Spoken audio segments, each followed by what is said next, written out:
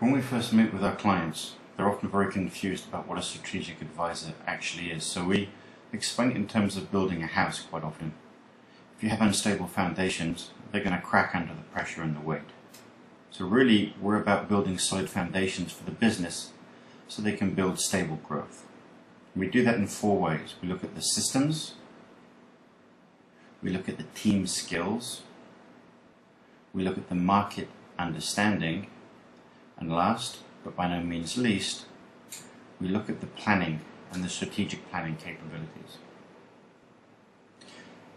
If we take these separately, solid systems, a little bit like the blueprint for building the house, making sure that everything's planned properly and everything's going to work behind the scenes. It's the back office stuff in the business. So things like policies and procedures, systems.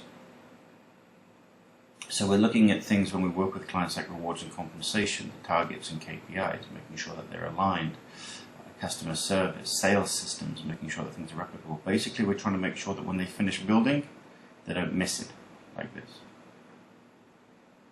The second area we work with are the team skills.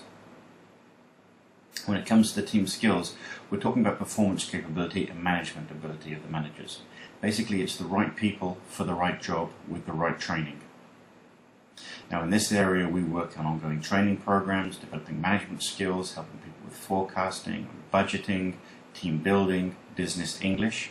Because we find if the team isn't pulling together, they tend to be pulling you apart. Moving on to the third area that we work in, and this is market understanding, which is crucial to the growth of any business. You're not going to build a house in the middle of skyscrapers, certainly not if you want to sell it for the right price.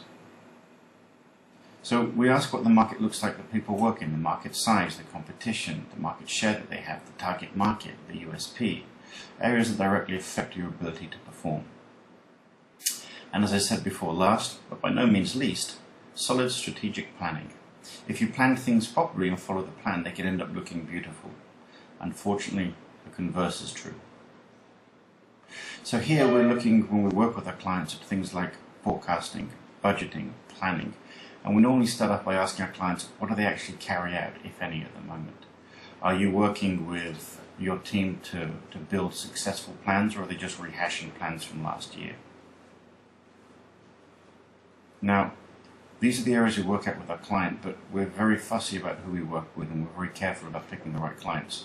In terms of next steps, what we always say, and that this is about, is please don't call us yet. You're probably not ready to talk to us. Before you do call us, we want you to ask yourselves and your team some questions.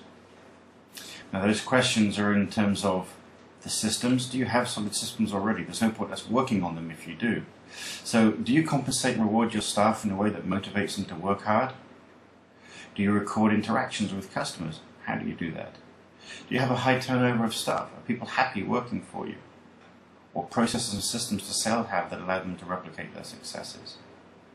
The next area, do you have a solid team already? Do you train your staff for long-term growth? Are the budgets your departments put together detailed and accurate, or are they just guesses based on last year? How do your sales team plan their targets and their approach to potential customers? Then we start talking about the market understanding. So the questions you need to be asking your team is, do they know the size of the market? Can they identify your competition? Can your teams answer who or what your target market is or are? Do you know who your ideal customer is? Do they even know what the USP is? If yes, I'll leave it there. Do you plan for future growth? And if so, is it effective? So do you always get accurate forecasts for your sales and budgets, or are they just guesses based on previous year? Do your senior managers understand the difference between goals and actions? Is your business actually making good returns, or do you need a bit of a business turnaround? Now, once you've asked these questions and you've got the answers, if you're happy with the answers, don't worry about it. If you're not, then it's time to give us a call.